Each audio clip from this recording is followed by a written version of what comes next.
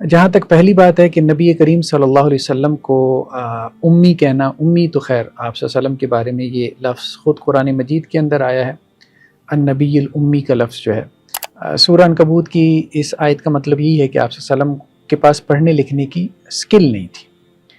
تو یہ معاذ اللہ کوئی آپ صلی اللہ علیہ وسلم کی توہین نہیں ہے، ایسا کچھ بھی نہیں ہے۔ اس کی وجہ یہ ہے کہ یہ سکل ہے، اس کا علم سے کوئی تعلق نہیں ہے، کیونکہ قرآن کی اگلی آیت کیا ہے؟ بل ہوا آیات بینات، قرآن کیا ہے؟ ریویل نالج، وحی کا علم کیا ہے؟ یعنی وحی کا علم ایسا نہیں ہے جو پڑھنے لکھنے کی سکل کے ذریعے سے کسی کو حاصل ہو جائے، جیسے یہاں پہ دنیا میں کوئی شخص ہے کہ وہ 10 کتابیں پڑھ کے ایک نئی کتاب لکھ دیتا ہے۔ تو نبی صلی اللہ علیہ وسلم جو ہے اس معنی میں آپ کے پاس یہ علم نہیں ہے۔ اور صلح حدیبیہ کا واقعہ معروف ہے کہ جب وہ معاہدہ مسلمانوں اور مشرکین کے درمیان ہوا تھا تو آپ صلی اللہ علیہ وسلم کی طرف سے لکھا گیا تھا محمد رسول اللہ صلی اللہ علیہ وسلم اور مشرکین کے درمیان یہ معاہدہ ہے۔ تو انہوں نے کہا جی نہیں، محمد رسول اللہ آپ نہ لکھیں، آپ محمد بن عبداللہ لکھیں، کیونکہ ہم تو اللہ کے رسول آپ کو نہیں مانتے۔ تو اس پہ اللہ کے رسول صلی اللہ علیہ وسلم نے حضرت علی رضی اللہ عنہ کو کہا تھا کہ آپ اس کو مٹا دیں۔ تو الفاظ کیا ہیں؟ وَكَانَ لَا يَكْتُبْ، آپ صلی اللہ علیہ وسلم لکھتے نہیں تھے، ٹھیک ہے؟ تو آپ نے حضرت علی سے کہا کہ آپ اس کو مٹا دیں، تو حضرت علی نے کہا کہ میں تو اس کو نہیں مٹاؤں گا کبھی بھی۔ تو آپ صلی اللہ علیہ وسلم فرمایا کہ مجھے دکھا دیں کہاں یہ لکھا ہوا ہے۔ تو پھر حضرت علی نے آپ کو دکھا دیا، تو اللہ کے نبی صلی اللہ علیہ وسلم نے اس کو مٹا دیا۔ یہ صحیح بخاری کی روایت کے الفاظ ہیں۔ اسی طرح صحیح بخاری میں ایک اور روایت ہے، آپ صلی اللہ علیہ وسلم نے فرمایا انا امتن امیہ، کہ ہم ایک ایسی قوم ہے جو پڑھنا لکھنا نہیں جانتی۔ یہ بھی صحیح بخاری کی روایت ہے کتاب الصوم میں۔ تو کہنے کا مقصد یہ ہے کہ یہ جو ایک انٹرپریٹیشن ہے تو یہ علماء کی ایک جماعت نے کی ہے، یہ صرف مفتی طارق مسعود صاحب نے تو نہیں کی کہ امی سے مراد جو ہے وہ شخص جو پڑھنا لکھنا نہ جانتا ہو۔ تو یہ کوئی ایسی چیز نہیں تھی کہ جس کو قابل گرفت جو ہے وہ سمجھا جاتا۔ دوسری جو چیز ہے کہ مفتی صاحب نے یہ جو بات کہی کہ قرآن کے اندر گرامر کی مسٹیکس ہیں، تو یہ بات ان کی درست نہیں ہے۔ اس کی وجہ یہ ہے کہ گرامر بعد میں وجود میں آئی، سیب وے وغیرہ جو امام النحو شمار ہوتے ہیں، عربک گرامر کی ایک شاخ ہے نحو، سنٹیکس جو ہے، انہوں نے جو کتابیں لکھی ہیں وہ قرآن کے بعد لکھی ہیں، ٹھیک ہے؟ قرآن پہلے موجود ہے۔ قرآن جو ہے وہ ایک آپ کہہ لیں کہ جی جو عربک لینگویج کی جو ایک لٹریچر ہے اس کا ایک ماسٹر پیس ہے قرآن مجید۔ تو یہ ایک ٹیکنیکل مسٹیک تھی ہمارے خیال میں، اور اس سے انہوں نے توبہ کر لی، اس سے انہوں نے رجوع بھی کر لی، لیکن اس کو بھی گستاخی نہیں کہا جا سکتا۔ تیسری جو بات ہے کہ اب جو لوگ زور لگا رہے ہیں کہ جی نہیں یہ بھی توہین تھی کوئی جو مفتی طارق مسعود صاحب نے کی یا گستاخی تھی، میرے خیال میں یہ گستاخی یا توہین نہیں تھی، لیکن وہ لوگ اصرار کر رہے ہیں اس کے اوپر۔ تو اب اس میں فقہ حنفی کے حوالے سے دو باتیں جو ہے وہ مد نظر ہمیں رکھنی چاہیے، فقہ حنفی کے حوالے سے خاص طور پہ، کہ فقہ حنفی میں یہ بات ہے کہ اگر کسی سے توہین کا ارتکاب ہو بھی جائے، گستاخی کا ارتکاب ہو بھی جائے، پہلی بات تو یہ کہ یہ نہیں تھی، لیکن اگر ہو بھی جائے تو فقہ حنفی میں توبہ کی گنجائش موجود ہے، اور انہوں نے اپنی توبہ وغیرہ جو ہے وہ ریکارڈ کروا دی ہے۔ یہ جو معاملہ ہے اس میں تھوڑا سا بریلوی حضرات کو جو ہے وہ نرمی اختیار کرنی چاہیے۔ ایک تو توبہ کا معاملہ ہے، اور دوسری ایک اور اہم چیز جو کہ ہمیں فقہ حنفی میں ملتی ہے وہ یہ ہے کہ اگر کسی نے کوئی گستاخی والی یا کفریہ بات کر بھی دی، اور اس کی مثال کے طور پہ 100 انٹرپریٹیشن ہو سکتی ہیں، 99 انٹرپریٹیشن کہتی ہیں، 99 جو اس کی تشریحات ہے وہ یہ کہتی ہیں کہ یہ کفریہ بات ہے، اور ایک انٹرپریٹیشن کہتی ہے کہ یہ ایمان والی بات ہے، تو وہ کہتے ہیں کہ جی فقہ حنفی کے مطابق آپ اس کو ایمان والی بات کنسیڈر کریں گے، احتیاط کا تقاضا یہی ہے۔ تو مفتی صاحب کی باتوں میں تو احتمالات موجود ہیں، زیادہ احتمالات تو یہی موجود ہیں کہ ان کی بات کوئی کفر شرک نہیں ہے، کوئی گستاخی اور توہین نہیں ہے، ان کی انٹینشن بھی یہ نہیں تھی، ٹھیک ہے؟ ہاں سلپ آف ٹنگ ہے مفتی صاحب کے جو کل کانٹینٹ ہے اس میں آپ یہ کہہ سکتے ہیں کہ ان سے غلطی ہوئی، مسٹیک ہوئی، جس کی انہوں نے توبہ بھی کر لی ہے، لیکن ان کے کانٹینٹ میں کوئی گستاخی والی بات تھی، توہین والی، کفر والی بات تھی، تو ایسی کوئی بات ہمیں نظر نہیں آتی۔ اور اگر ایسی بات کوئی تھی بھی، جیسا کہ الزام لگانے والوں کا اصرار ہے، تو انہوں نے چونکہ توبہ کر لی، اور فقہ حنفی میں جو ہے وہ توبہ استغفار کافی ہے، توبہ استغفار کافی ہے۔ تو بلکہ فقہ حنفی کی کتابوں میں تو یہ تک لکھا ہوا ہے کہ توبہ استغفار کے بجائے اگر وہ یہ کہہ دے کہ میں نے ایسا کیا ہی نہیں تو یہ بھی رجوع سمجھا جائے گا۔ ناظرین السلام علیکم ورحمۃ اللہ وبرکاتہ۔ مفتی طارق مسعود صاحب کا معاملہ بہت گمبھیر صورتحال اختیار کر گیا، تو کافی سارے دوست احباب اس کا تذکرہ کر رہے تھے کہ اس پہ آپ اپنی کچھ اوپینین جو ہے وہ ریکارڈ کر کے اپنے چینل کے اوپر دیں۔ دیکھیں مفتی صاحب کا جو بھی کلپ میری نظر سے گزرا اس میں دو باتیں تھیں جن کو ابھی ایک ایشو کے طور پہ ڈسکس کیا جا رہا ہے۔ ایک تو انہوں نے یہ بات کہی کہ اللہ کے نبی صلی اللہ علیہ وسلم جو ہے وہ امی ہیں، یعنی پڑھنا لکھنا نہیں جانتے تھے۔ دوسری بات انہوں نے یہ کہی کہ قرآن مجید کے اندر جو ہے وہ کچھ املا کی غلطیاں ہیں، یا آپ کہہ لیں کچھ گرامیٹیکل یعنی گرامر کی غلطیاں، مسٹیکس جو ہے وہ قرآن مجید کے اندر رہ گئی ہیں۔ یہ دو باتیں ان کو آج ہم ڈسکس کریں گے۔ جہاں تک پہلی بات ہے کہ نبی کریم صلی اللہ علیہ وسلم کو امی کہنا، امی تو خیر آپ صلی اللہ علیہ وسلم کے بارے میں یہ لفظ خود قرآن مجید کے اندر آیا ہے، النبی الامی کا لفظ جو ہے۔ باقی قرآن نے اس کی وضاحت بھی ایک جگہ پہ کی ہے۔ اگر ہم سورہ عنکبوت کا مطالعہ کریں تو مثال کے طور پہ یہ اسکرین کے اوپر ہم آپ کو دکھاتے ہیں، یہ سورہ عنکبوت کی آیت نمبر 48 ہے۔ وَمَا كُنْتَ تَتْلُو مِن قَبْلِهِ مِن کتاب، اے نبی صلی اللہ علیہ وسلم آپ اس سے پہلے کتاب کی تلاوت نہیں کرتے تھے، وَلَا تَخُطُّهُ بِيَمِينِكَ، اور آپ اپنے داہنے ہاتھ سے نہیں لکھا کرتے تھے۔ تو یعنی لکھنے کا اور پڑھنے کا قرآن مجید نے آپ صلی اللہ علیہ وسلم کی ذات سے انکار کیا۔ تو امی کے حوالے سے مختلف انٹرپریٹیشن ہمیں ملتی ہیں اہل علم کے ہاں۔ ایک انٹرپریٹیشن تو وہی ہے جو سورہ عنکبوت کی اسی آیت کے اندر موجود ہے۔ سورہ عنکبوت کی اس آیت کا مطلب یہی ہے کہ آپ صلی اللہ علیہ وسلم کے پاس پڑھنے لکھنے کی سکل نہیں تھی۔ تو یہ معاذ اللہ کوئی آپ صلی اللہ علیہ وسلم کی توہین نہیں ہے، ایسا کچھ بھی نہیں ہے۔ اس کی وجہ یہ ہے کہ یہ سکل ہے، اس کا علم سے کوئی تعلق نہیں ہے، کیونکہ قرآن کی اگلی آیت کیا ہے؟ بل ہوا آیات بینات، قرآن کیا ہے؟ ریویل نالج، وحی کا علم کیا ہے؟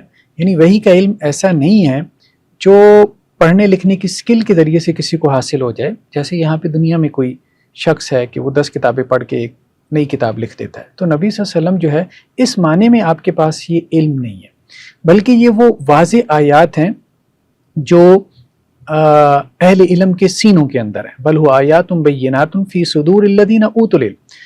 تو یہاں قرآن واضح کر رہا ہے کہ نبی صلی اللہ علیہ وسلم کا نالج ایک اور نالج نہیں تھا، مطلب آپ نے اس کو ایکوائر نہیں کیا تھا، حاصل نہیں کیا تھا، اکتسابی علم نہیں تھا آپ صلی اللہ علیہ وسلم کا۔ آپ کا علم جو تھا وہ ریویل نالج تھا۔ تو جس طرح سے دنیا کے لوگوں کا علم ہوتا ہے کہ پڑھ لکھ کے جو ہے وہ اپنا علم حاصل کرتے ہیں، تو اس معنی میں اگر کوئی یہ کہتا ہے کہ نبی کریم صلی اللہ علیہ وسلم امی تھے اور آپ کا یہ معجزہ تھا، یعنی آپ پڑھنا لکھنا نہیں جانتے تھے اور یہ آپ کا معجزہ تھا کہ آپ پڑھنا لکھنا نہیں جانتے تھے، اور پھر آپ سے یہ واضح آیات بینات آپ سے صادر ہوئیں، تو گویا یہ اس بات کی علامت اور نشانی ہے کہ نبی کریم صلی اللہ علیہ وسلم کا یہ علم جو ہے وہ وحی کا علم تھا۔ تو اس معنی میں یہ کوئی توہین نہیں بنتی، بلکہ یہ تو آپ صلی اللہ علیہ وسلم کی تعظیم کے لیے ہے، تعظیماً ایسے کوئی شخص جو ہے وہ یہ بات کر رہا ہے۔ تو ایک انٹرپریٹیشن تو یہ کی گئی کہ آپ صلی اللہ علیہ وسلم کا یعنی آپ کی تعظیم کے لیے، آپ کا مقام اور مرتبہ بڑھانے کے لیے، آپ کے علم کو معجزاتی علم یا الوہی علم ثابت کرنے کے لیے یہ سٹانس اختیار کیا گیا، اور قرآن مجید کی آیات میں اس کی گنجائش نکلتی ہے۔ یعنی جب آپ کسی کو کہتے ہیں نا کہ وہ پڑھنا لکھنا نہیں جانتا، اس کا مطلب یہ نہیں کہ آپ اس کو جہالت کا تان کر رہے ہوتے ہیں۔ دیکھیں نبی کریم صلی اللہ علیہ وسلم دنیا میں سب سے بڑے عالم ہیں، تو آپ صلی اللہ علیہ وسلم کی طرف جہالت کا تان کسی نے نہیں کیا۔ جو آپ کی طرف جہالت کا تان کرتا ہے تو یہ بہرحال کفر ہے۔ لیکن پڑھنا لکھنا یہ ایک سکل ہے، یہ ایک فن ہے۔ دیکھیں ایک پینٹر ہمارے ہاں کتنا اچھا لکھ لیتا ہے، بینر لکھنے والا کتنا اچھا بینر لکھ لیتا ہے، لیکن اس کے پاس علم نہیں ہوتا۔ کیوں؟ کیونکہ وہ ایک سکل ہے، وہ ایک فن ہے۔ تو آپ صلی اللہ علیہ وسلم سے وہ لوگ فن کی، آرٹ کی، سکل کی نفی کرتے ہیں، علم کی نفی نہیں کرتے۔ وہ قرآن مجید کی یہ سورہ عنکبوت کی ان آیات کی روشنی میں 48-49، تو جو لوگ یہ انٹرپریٹیشن کرتے ہیں کہ امی کا مطلب یہ ہے کہ آپ کو پڑھنا لکھنا نہیں آتا تھا، تو وہ یہ کہتے ہیں کہ پڑھنا لکھنا ایک سکل تھا، ایک فن تھا، وہ آپ کو نہیں آتا تھا، لیکن اللہ کے رسول صلی اللہ علیہ وسلم کے پاس جو علم تھا وہ بغیر پڑھے لکھے آپ کو اللہ نے دیا تھا، یعنی حضرت جبریل علیہ السلام جو ہے وہ آپ کے پاس لے کر آئے تھے۔ جیسے دیکھیں نا، پہلی جو وحی نازل ہوئی ہے وہ صحیح بخاری کی روایت ہے، غار حرا میں جب آپ صلی اللہ علیہ وسلم کو کہا گیا اقرا، تو آپ صلی اللہ علیہ وسلم نے فرمایا کہ ما انا بقاری، میں پڑھنے والا نہیں ہوں۔ اچھا، اس کی ایک انٹرپریٹیشن دوسری بھی کی گئی ہے، وہ یہ کی گئی ہے کہ نبوت سے پہلے آپ صلی اللہ علیہ وسلم پڑھنا لکھنا نہیں جانتے تھے، لیکن نبوت کے بعد تو آپ پڑھنا لکھنا، یعنی قرآن کی جو ہے وہ آغاز ہی اسی سے ہو رہا ہے، اقرا پڑھنے سے ہو رہا ہے، تو اس کے بعد جو ہے وہ آپ پڑھنا لکھنا جانتے۔ تو گویا یہ بھی اس لیے کہا گیا کہ آپ سے یہ تان دور کیا جائے جو کہ کفار کی طرف سے آتا تھا، کہ جن لوگوں نے تکبر کیا، جیسے قرآن مجید کی آیات ہیں، وہ یہ کیا کہتے ہیں کہ قالوا اساطیر الاولی نکتتبھا، کہ یہ پچھلے لوگوں کی کہانیاں ہیں جو نبی کریم صلی اللہ علیہ وسلم نے لکھوا لی ہیں، تو وہ یہ تان کرتے تھے۔ تو اس کا جو ہے وہ جواب دیا گیا کہ نبی کریم صلی اللہ علیہ وسلم جو ہے وہ تو پڑھنا لکھنا نہیں جانتے تھے، تو وہ کیسے یہ قرآن مجید کو جو ہے وہ لکھوا سکتے تھے؟ تو یہ اللہ کی طرف سے ریویلڈ ہے۔ تو ایک دوسری تشریح یہ بھی کی گئی تھی کہ نبوت سے پہلے آپ پڑھنا لکھنا نہیں جانتے تھے، نبوت کے بعد آپ کو پڑھنا لکھنا آ گیا تھا، اللہ کی طرف سے سکھا دیا گیا تھا۔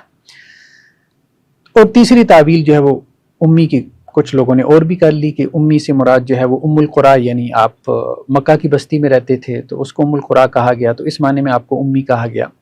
تو یہ بھی تعویل کی گئی ہے، لیکن بہرحال کہنے کا مقصد یہ ہے کہ یہ سٹیٹمنٹ جو مفتی طارق مسعود صاحب کی تھی، تو یہ کوئی ایسی سٹیٹمنٹ نہیں ہے جس کے اوپر کوئی گستاخی کا تان کیا جائے۔ اس میں تو انٹینشن انسان کی اگر یہ ہے کہ وہ تعظیماً ایسے کہہ رہا ہے، تو یہ بات قرآن کی آیات سے واضح طور پہ ہمیں سمجھ میں آتی ہے۔ جیسے اب آپ دیکھیں اور بھی علماء نے اس پہ گفتگو کی ہے، یہ صرف مفتی طارق مسعود صاحب نہیں ہے بلکہ قرآن مجید کی یہ آیات آپ کھول کے دیکھیں، جیسے یہ ہمارے سامنے ہے، مولانا عبدالسلام بھٹوی صاحب کی تفسیر ہے، یہی سورہ عنکبوت کی آیات۔ تو انہوں نے ان آیات کی تفسیر میں یہ بات لکھی ہے کہ اللہ کے رسول صلی اللہ علیہ وسلم، یعنی بعض لوگوں نے من قبل ہی کے لفظ سے یہ دلیل لی ہے کہ نبوت سے پہلے تو آپ فی الواقع لکھنا پڑھنا نہیں جانتے تھے، مگر نبوت کے بعد آپ نے لکھنا پڑھنا سیکھ لیا تھا۔ تو یہ کہتے ہیں ان حضرات نے عقیدت میں غلو کی وجہ سے یہ بات کہی ہے، یہ نہیں سوچا کہ ایک شخص ان پڑھ ہو کر سارے جہاں کا استاذ بن جائے، یہ زیادہ حیران کن بات اور اللہ تعالیٰ کی قدرت کا کرشمہ ہے، یا یہ کہ کوئی عالم فاضل اور پڑھا لکھا شخص کوئی کتاب تصنیف کر کے لے آئے۔ تو آپ صلی اللہ علیہ وسلم کے آخری وقت تک امی ہونے کی دلیل صلح حدیبیہ کے معاہدے کا واقعہ ہے، جس کا صلح نامہ علی بن ابی طالب رضی اللہ عنہ نے تحریر کیا تھا۔ حضرت برا بن عازب رضی اللہ عنہ فرماتے ہیں، اور صلح حدیبیہ کا واقعہ معروف ہے کہ جب وہ معاہدہ مسلمانوں اور مشرکین کے درمیان ہوا تھا تو آپ صلی اللہ علیہ وسلم کی طرف سے لکھا گیا تھا محمد رسول اللہ صلی اللہ علیہ وسلم اور مشرکین کے درمیان یہ معاہدہ ہے۔ تو انہوں نے کہا جی نہیں، محمد رسول اللہ آپ نہ لکھیں، آپ محمد بن عبداللہ لکھیں، کیونکہ ہم تو اللہ کے رسول آپ کو نہیں مانتے۔ تو اس پہ اللہ کے رسول صلی اللہ علیہ وسلم نے حضرت علی رضی اللہ عنہ کو کہا تھا کہ آپ اس کو مٹا دیں۔ تو الفاظ کیا ہیں؟ وَكَانَ لَا يَكْتُبْ، آپ صلی اللہ علیہ وسلم لکھتے نہیں تھے، ٹھیک ہے؟ تو آپ نے حضرت علی سے کہا کہ آپ اس کو مٹا دیں، تو حضرت علی نے کہا کہ میں تو اس کو نہیں مٹاؤں گا کبھی بھی۔ تو آپ صلی اللہ علیہ وسلم فرمایا کہ مجھے دکھا دیں کہاں یہ لکھا ہوا ہے، تو پھر حضرت علی نے آپ کو دکھا دیا، تو اللہ کے نبی صلی اللہ علیہ وسلم نے اس کو مٹا دیا۔ یہ صحیح بخاری کی روایت کے الفاظ ہیں۔ تو گویا یہ کہہ رہے ہیں کہ صلح حدیبیہ تک اللہ کے رسول صلی اللہ علیہ وسلم جو ہے وہ پڑھنا نہیں جانتے تھے۔ تو آپ صلی اللہ علیہ وسلم سب سے زیادہ پڑھے لکھے تھے، لیکن آپ کا پڑھا لکھا ہونا دنیاوی پڑھا لکھا ہونا نہیں تھا جیسے دنیا کے لوگ پڑھے لکھتے تھے، بلکہ آپ صلی اللہ علیہ وسلم کا جو بھی نالج تھا وہ ریویل تھا، جبریل علیہ السلام کی طرف سے آپ کو پڑھایا جاتا تھا، جو ہے وہ املا کروایا جاتا تھا، لکھایا جاتا تھا۔ اسی طرح یہ جو روایت بیان کی جاتی ہے تو حافظ ابن کثیر کہتے ہیں کہ یہ جو حدیث ہے کہ آپ صلی اللہ علیہ وسلم نے جو ہے وہ اپنی وفات سے پہلے کتابت سیکھ لی تھی، تو یہ روایت بھی ضعیف ہے۔ اسی طرح صحیح بخاری میں ایک اور روایت ہے، آپ صلی اللہ علیہ وسلم نے فرمایا انا امتن امیہ، کہ ہم ایک ایسی قوم ہے جو پڑھنا لکھنا نہیں جانتی۔ یہ بھی صحیح بخاری کی روایت ہے کتاب الصوم میں۔ تو کہنے کا مقصد یہ ہے کہ یہ جو ایک انٹرپریٹیشن ہے تو یہ علماء کی ایک جماعت نے کی ہے، یہ صرف مفتی طارق مسعود صاحب نے تو نہیں کی کہ امی سے مراد جو ہے وہ شخص جو پڑھنا لکھنا نہ جانتا ہو۔ تو یہ کوئی ایسی چیز نہیں تھی کہ جس کو قابل گرفت جو ہے وہ سمجھا جاتا، یا زیادہ سے زیادہ یہ کہا جاتا کہ جی ہمارے نزدیک یہ انٹرپریٹیشن درست نہیں ہے، ہمارے نزدیک دوسری والی انٹرپریٹیشن درست ہے۔ ٹھیک ہے، چلیں اتنی بات تو ہو سکتی ہے۔ پر ابھی ایک فتویٰ ہے ہمارے سامنے، یہ جامعہ علوم اسلامیہ بنوری ٹاؤن کا فتویٰ ہے یہ، تو یہ آپ کے سامنے اسکرین پہ شو ہو رہا ہے کہ اللہ کے نبی صلی اللہ علیہ وسلم جو ہے وہ کیا پڑھنا لکھنا جانتے تھے کہ نہیں، مطلب یہ ایک سوال ہوا، ٹھیک ہے۔ تو اس پہ انہوں نے جواب دیا کہ آپ صلی اللہ علیہ وسلم کا امی ہونا یہ آپ کی خصوصیات میں سے ہے، اور میجورٹی جو اسکالرز ہیں، ریسرچرز ہیں، علماء ہیں، ان کی رائے کیا ہے کہ آپ صلی اللہ علیہ وسلم ساری زندگی جو ہے وہ پڑھنا لکھنا نہیں جانتے تھے، یعنی ٹل آپ کی جو رحلت ہے، وفات ہے، اس وقت تک آپ صلی اللہ علیہ وسلم نے کوئی تحریر نہ لکھی نہ پڑھی، ٹھیک ہے۔ ہاں، آپ صلی اللہ علیہ وسلم کی طرف سے کچھ صحابہ اس بات کے اوپر جو ہے وہ مامور تھے، جو اللہ کے رسول صلی اللہ علیہ وسلم کی طرف سے تحریر جو ہے وہ لکھا کرتے تھے۔ پھر انہوں نے بھی صلح حدیبیہ کا معاملہ جو ہے وہ یہاں پہ ذکر کیا کہ وہ اس بات کی واضح دلیل ہے کہ آپ صلی اللہ علیہ وسلم جو ہے وہ لکھنا پڑھنا نہیں جانتے تھے، ٹھیک ہے۔ لیکن یہ جو چیز ہے یہ کیا ہے؟ یہ آپ صلی اللہ علیہ وسلم کا جو ہے وہ کمال ہے، یہ آپ کا معجزہ ہے، یہ کفار کا تان دور کرنے کے لیے یہ بات کہی گئی ہے۔ پھر انہوں نے حافظ ابن کثیر کا حوالہ دیا، حافظ ابن حجر کا حوالہ دیا، ٹھیک ہے، اس کے علاوہ جو ہے وہ وہبہ زہیلی کا حوالہ دیا تفسیر المنیر میں سے۔ تو کہنے کا مقصد یہ ہے کہ یہ فکر امت کے اندر رہی ہے کہ امی کا ایک یہ معنی کہ اللہ کے رسول صلی اللہ علیہ وسلم کو پڑھنا لکھنا نہیں آتا تھا، مطلب پڑھنا لکھنا نہ آنا یہ کوئی جہالت نہیں ہے، از ناٹ ایکول ٹو جہالت، اگنورینس نہیں ہے، ٹھیک ہے، پڑھنا لکھنا ایک فن ہے۔ ایک آدمی جو ہے مثال کے طور پہ ہم نے پینٹر کی یا جو بینرز لکھتے ہیں اس کی مثال ہم نے دی کہ اس کے پاس علم نہیں ہوتا لیکن وہ کتابت اچھی کر لیتا ہے۔ تو بہرحال یہ چیز تو دوسری جو چیز ہے کہ مفتی صاحب نے یہ جو بات کہی کہ قرآن کے اندر گرامر کی مسٹیکس ہیں، تو یہ بات ان کی درست نہیں ہے۔ اس کی وجہ یہ ہے کہ گرامر بعد میں وجود میں آئی، سیب وے وغیرہ جو امام النحو شمار ہوتے ہیں، عربک گرامر کی ایک شاخ ہے نحو سنٹیکس جو ہے، انہوں نے جو کتابیں لکھی ہیں وہ قرآن کے بعد لکھی ہیں، ٹھیک ہے۔ قرآن پہلے موجود ہے، قرآن جو ہے وہ ایک آپ کہہ لیں کہ جی جو عربک لینگویج کی جو ایک لٹریچر ہے اس کا ایک ماسٹر پیس ہے قرآن مجید۔ تو قرآن پہلے موجود ہے، گرامر تو اس کے بعد وضع ہوئی ہے۔ پھر گرامر کے اندر بھی مختلف اسکول آف تھاٹ ہوتے ہیں، یہ کوفی ہیں، یہ بصری ہیں، ان کے آپس کے اختلافات ہوتے ہیں، ٹھیک ہے۔ تو اس کی وجہ یہ ہے کہ مختلف جو عرب قبائل تھے ان کے اندر مختلف لغات رائج تھیں اور ان کے اندر جو ہے وہ اختلافات بھی ہو جاتے تھے۔ تو خیر یہ جو گرامر کے اختلافات ہیں، اب اگر کوئی کوفی رجحان رکھتا ہے، کوئی بصری رجحان رکھتا ہے اور اس وجہ سے اس نے جو ہے وہ قرآن کے بارے میں کوئی ایسی بات کسی نحوی نے، کسی صرفی نے، کسی گرامیرین نے کر دی کہ جو قرآن میں گرامر کی غلطی ہے، تو اس کی بات غلط ہے، ٹھیک ہے، کیونکہ قرآن جو ہے وہ مختلف قبائل کی زبان کے مطابق جو ہے وہ نازل ہوا ہے۔ تو اس لیے گرامر کو جو ہے وہ قرآن کے مطابق پرکھنا چاہیے، یعنی گرامر کو درست کرنا چاہیے قرآن کے مطابق، نہ کہ آپ جو ہے جو قرآن پہلے ہے آپ اس کو گرامر کے مطابق جو ہے وہ درست کریں۔ تو یہ ایک ٹیکنیکل مسٹیک تھی ہمارے خیال میں، اور اس سے انہوں نے توبہ کر لی، اس سے انہوں نے رجوع بھی کر لی، لیکن اس کو بھی گستاخی نہیں کہا جا سکتا، گستاخی نہیں کہا جا سکتا۔ یہ جو بات انہوں نے کی کہ جی قرآن مجید میں املا کی کچھ غلطیاں رہ گئی تھی، لیکن اس میں کچھ چیزیں ایسی ہیں جو آپ کو قرآن مجید کی ہسٹری میں ملتی ہیں۔ اس کو آپ ایک مثال سے سمجھیں کہ جیسے ہمارے ہاں قرآن مجید جب پبلش ہوتے ہیں تو اس میں کچھ چیزیں جو ہے وہ مس پرنٹ ہو جاتی ہیں، بہت سے پبلشر ہیں قرآن مجید کے اندر کوئی غلطی رہ جاتی ہے، تو پھر وہ کیا کرتے ہیں، جب ان کو بتایا جاتا ہے تو اس نسخے کو جو ہے وہ، تو جو اس میں غلطیاں ہوتی ہیں اس کی وہ تصحیح، اس کی وہ کریکشن کر لیتے ہیں۔ تو اللہ کے رسول صلی اللہ علیہ وسلم کے دور میں ایک تو سرکاری مصحف تیار ہو رہا تھا تو اس میں کوئی غلطی نہیں تھی، ہاں کچھ لوگ اپنے طور پہ جو ہے جیسے صحابہ کرام وہ آیات وغیرہ لکھ لیتے تھے، تو اس میں کوئی املا کی غلطی کا رہ جانا تو یہ کوئی بڑی بات نہیں تھی۔ ایسی کوئی بات اگر روایتوں میں بھی آ گئی ہے تو اس کا مطلب یہ نہیں کہ قرآن، حضرت عثمان رضی اللہ عنہ کے زمانے میں یہ بات بہت معروف ہے، حدیث کی کتابوں میں موجود ہے کہ انہوں نے مصاحف جلوائے تھے۔ یہ کون سے مصاحف تھے؟ یہ صحابہ کے پرسنل مصاحف تھے۔ اس کی وجہ یہ تھی کہ ایک اسٹیٹ لیول پہ ایک مصحف جاری ہو گیا تھا، اب یہ آرڈر تھا کہ اب یہی مصحف ہے جو کہ فائنل ہے، ٹھیک ہے، اور یہی اتھارٹی ہے، اس کے مطابق سارے اپنے مصاحف کی کریکشن کر لیں۔ اور جنہوں نے ذاتی طور پہ اپنے مصاحف لکھے تھے تو ان کو حضرت عثمان رضی اللہ عنہ نے جلوا دیا تھا، کیونکہ اس میں یہ پاسبلٹی، یہ امکان تھا کہ اس میں کسی کی پرسنلی کوئی املا کی غلطی رہ گئی ہو۔ بہرحال ایک ہیومن مسٹیک تو ہو سکتی ہے نا، لیکن اسٹیٹ لیول کے مصحف میں کوئی غلطی نہیں ہوتی تھی۔ یہ ایسی ہے جیسے ہم نے کہا کہ آج کوئی پبلشر ہے قرآن کا، وہ قرآن پبلش کرتا ہے تو اس میں کوئی مسٹیک ہو جاتی ہے، آج کل کے دور میں بھی ہو جاتی ہے، تو وہ تو پبلشر کی غلطی ہے، تو وہ غلطی کا ایک امکان تھا۔ تو یہ بات ہمیں اس قسم کی روایتوں میں مل جاتی ہے۔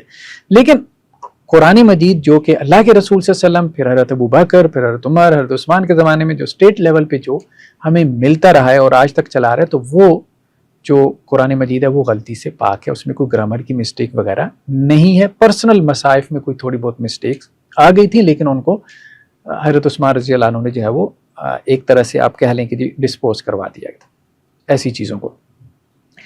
تیسری جو بات ہے کہ اب جو لوگ زور لگا رہے ہیں کہ جی نہیں یہ بھی توہین تھی کوئی جو مفتی طارق مسعود صاحب نے کی یا گستاخی تھی، میرے خیال میں یہ گستاخی یا توہین نہیں تھی، لیکن وہ لوگ اصرار کر رہے ہیں اس کے اوپر۔ تو اب اس میں فقہ حنفی کے حوالے سے دو باتیں جو ہے وہ مد نظر ہمیں رکھنی چاہیے، فقہ حنفی کے حوالے سے خاص طور پہ، کہ فقہ حنفی میں یہ بات ہے کہ اگر کسی سے توہین کا ارتکاب ہو بھی جائے، گستاخی کا ارتکاب ہو بھی جائے، پہلی بات تو یہ کہ یہ نہیں تھی، لیکن اگر ہو بھی جائے تو فقہ حنفی میں توبہ کی گنجائش موجود ہے، اور انہوں نے اپنی توبہ وغیرہ جو ہے وہ ریکارڈ کروا دی ہے، ٹھیک ہے، کہ اگر کوئی توبہ کر لیتا ہے تو اب جیسے دیکھیں مثال کے طور پہ ہمارے سامنے یہ کتاب الخراج ہے. کتاب الخراج جو ہے یہ قاضی ابو یوسف کی کتاب ہے جو امام ابو حنیفہ کے براہ راست شاگرد تھے. تو اس میں باقاعدہ عنوان ہے توہین رسالت کی سزا، جس میں انہوں نے کہا کہ جو مسلمان مرد رسول اللہ صلی اللہ علیہ وسلم پر سب کرے، مطلب آپ کو معاذ اللہ گالی دے یا آپ کی تکذیب کرے یا آپ میں کوئی عیب نکالے یا کسی طرح سے بھی آپ کی تنقیص کرے، مطلب آپ کا مقام اور مرتبہ گھٹائے، تو اس نے اللہ سے کفر کیا اور اس کی بیوی اس سے جدا ہو گئی. اگر وہ توبہ کر لے تو خیر، ورنہ اسے قتل کر دیا جائے. یعنی توبہ کر لے تو پھر اب اس کے لیے معافی کی گنجائش ہے، یعنی فقہ حنفی کے مطابق معافی کی گنجائش موجود ہے. یہی حکم عورت کے بارے میں بھی ہے، اور یہ کہتے ہیں کہ امام ابو حنیفہ نے تو یہ کہا ہے کہ عورت کو قتل نہیں کیا جائے گا بلکہ اسے اسلام لانے پہ مجبور کیا جائے گا. یعنی عورت کے لیے جو ہے وہ قتل کی حد بھی نہیں ہے، اس سے صرف توبہ کروائی جائے گی. یہ کتاب جو ہے یہ کتاب الخراج ہے قاضی ابو یوسف کی. یہ اگر ہم اس کا ٹائٹل آپ کو دکھا دیں، یہ ترجمہ جو ہے اس کا مولانا نیاز احمد اکاڑوی صاحب نے کیا، مکتبہ رحمانیہ اردو بازار لاہور سے یہ پبلش ہوئی ہے. ٹھیک ہے، غزنی اسٹریٹ جو ہے اردو بازار لاہور سے آپ کو یہ مل جائے گی. خیر بہرحال اسی طرح سے ایک اور بہت اہم بنیادی مصدر فقہ حنفی کا فتاوی شامی. فتاوی شامی میں اس موضوع کے اوپر جب بحث ہے تو اس میں حاصل کلام کیا ہے کہ جو نبی صلی اللہ علیہ وسلم کو سب و شتم کرنے والا ہے اس کے کفر میں اور اس کے قتل کے مباح ہونے میں کوئی شک نہیں ہے. ٹھیک ہے، مطلب اس نے کفر کیا اور اس کا قتل بھی جائز ہے، مباح الدم ہے وہ. اور یہی ائمہ اربعہ سے منقول ہے، چاروں ائمہ کا یہی فتویٰ ہے، امام مالک، امام شافعی، امام احمد، امام ابو حنیفہ. البتہ اس کی توبہ قبول ہونے میں اختلاف ہے جب وہ اسلام لے آئے. یعنی فقہ حنفی میں کیا ہے کہ جب وہ نبی کریم صلی اللہ علیہ وسلم کو گالی دیتا ہے یا توہین کرتا ہے، گستاخی کا ارتکاب کرتا ہے تو دار اسلام سے نکل جاتا ہے. اب اگر وہ دوبارہ کلمہ پڑھ لیتا ہے اور جو ہے وہ اپنے اسلام کا اظہار کر دیتا ہے تو پھر ہمارے نزدیک اس کی توبہ قبول ہے، یعنی فقہ حنفی میں. یہ فتاوی شامی میں لکھا ہوا ہے اور یہی شافعیہ کے نزدیک مشہور ہے. یعنی شوافع اور فقہ حنفی میں اس کی توبہ قبول ہے، جبکہ مالکیہ اور حنابلہ کے نزدیک جو ہے وہ توہین کرنے والی کی توبہ قبول نہیں ہوتی.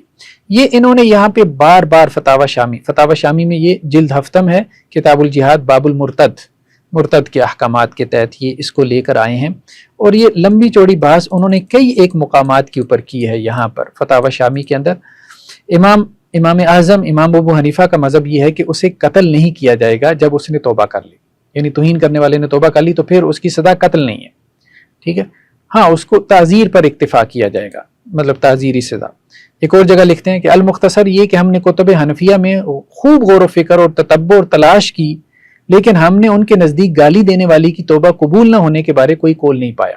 یعنی فقہ حنفی میں کوئی قول نہیں ہے سوائے ایک قول کے جو فتاوی بزازیہ میں ہے، اس کے علاوہ فقہ حنفی میں کوئی قول نہیں ہے. سب یہی کہتے ہیں کہ جی اس کی توبہ جو ہے وہ قابل قبول ہے.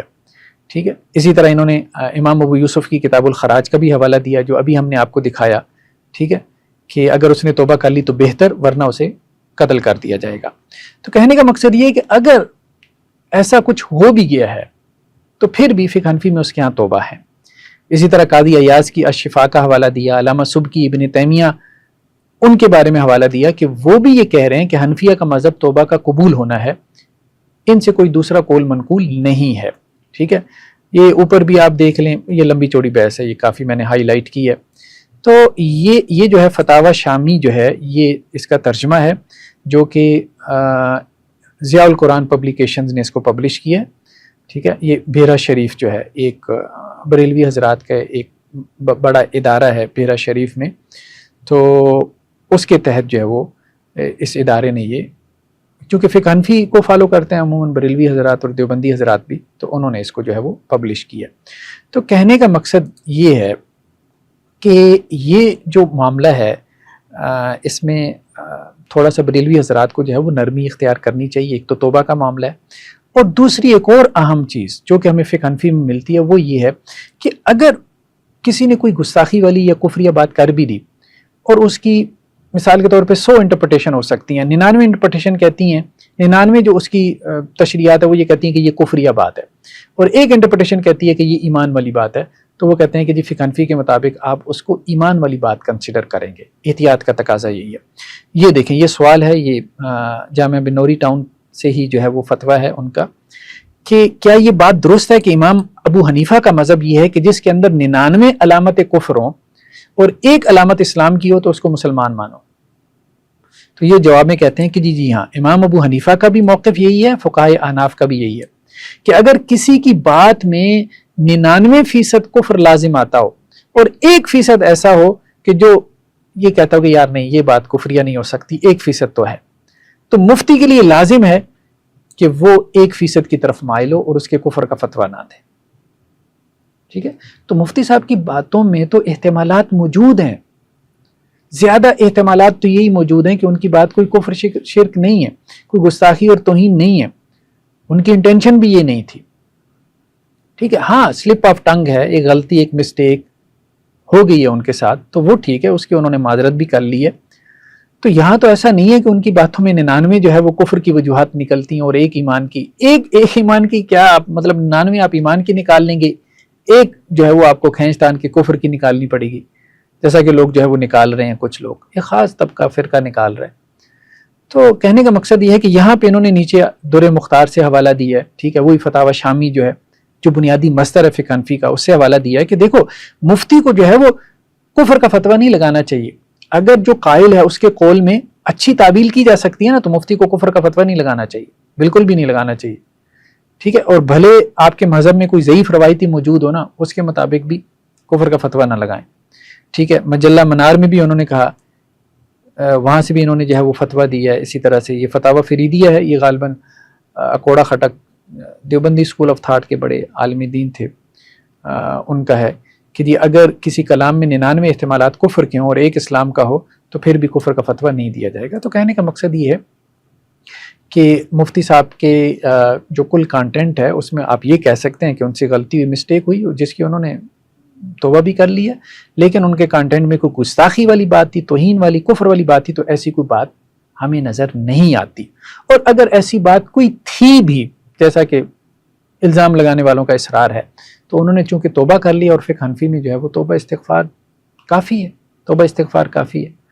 تو بلکہ فقہ حنفی کی کتابوں میں تو یہ تک لکھا ہوا ہے کہ توبہ استغفار کے بجائے اگر وہ یہ کہہ دے کہ میں نے ایسا کیا ہی نہیں، تو یہ بھی رجوع سمجھا جائے گا، یہ بھی رجوع سمجھا جائے گا. یعنی یہ جو کہتے ہیں نا باقاعدہ لفظ بول کے توبہ کرے، او بھائی لفظ بول کے کیا توبہ کرے، آپ اپنی کتابیں تو کھولیں، فقہ حنفی کی کتابیں تو کھولیں. یہ ایک اچھا آرٹیکل ہے، ماہنامہ الشریعہ جو ہے، یہ ماہنامہ الشریعہ میں پبلش ہوا ہے، مارچ 2011 کا شمارہ ہے، ڈاکٹر محمد مشتاق صاحب کا. یہ اسلامی یونیورسٹی میں پروفیسر بھی رہے، شریعہ کے قانون کے لا کے اچھا ان کا ذوق ہے. آج کل چیف جسٹس جو ہمارے ہیں فائز عیسیٰ صاحب ان کے ساتھ ہوتے ہیں، ان کو پرسنلی اسسٹ کرتے ہیں. تو توہین رسالت کی سزا فقہ حنفی کی روشنی میں، یہ ایک آرٹیکل ہے، اس میں آپ حوالہ جات ذرا دیکھیں اور فقہ حنفی کو پھرولیں، دیکھیں کہ فقہ حنفی اس کے حوالے سے کیا بات کہتی ہے. خاص طور پہ یہ نیچے جو ہے نا، جو اس کے حواشی وغیرہ میں انہوں نے یہ جو چیزیں جو ہے وہ بیان کی ہیں.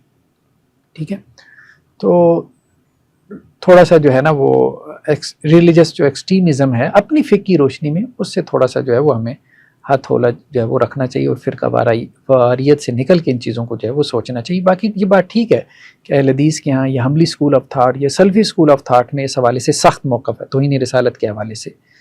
جو ہمارا جو اسکول آف تھاٹ ہے اس میں یہ ہے کہ جی توبہ کی گنجائش بھی نہیں ہے، اس میں یہ ہے کہ ذمی کے لیے بھی وہی حد ہے، اس میں یہ ہے کہ عورت کے لیے بھی وہی حد ہے، یعنی قتل کی سزا ہے. لیکن فقہ حنفی کا معاملہ کافی نرم ہے. اس پہ ہم نے ایک مستقل طور پہ پوڈ کاسٹ بھی کی ہے، وہ انشاءاللہ سے جلدی اپلوڈ ہو جائے گا، جس میں ہم نے اس کے جمی پہلوؤں کا جائزہ لیا ہے کہ یہ کیا وجوہات ہیں کہ یہ معاملہ جو ہے وہ اتنا زیادہ یہاں تک چلا گیا، ماورائے عدالت جو قتل کی طرف چلا گیا، جبکہ فقہ حنفی اس کے بارے میں جو ہے وہ یہ کہہ رہی ہے. تو یہ ایسا کیوں ہے، اس کے پیچھے کیا فیکٹرز ہیں، اس پہ ہم انشاءاللہ تفصیلی بحث کریں گے پوڈ کاسٹ کے اندر. جزاکم اللہ خیر، والسلام علیکم ورحمۃ اللہ وبرکاتہ.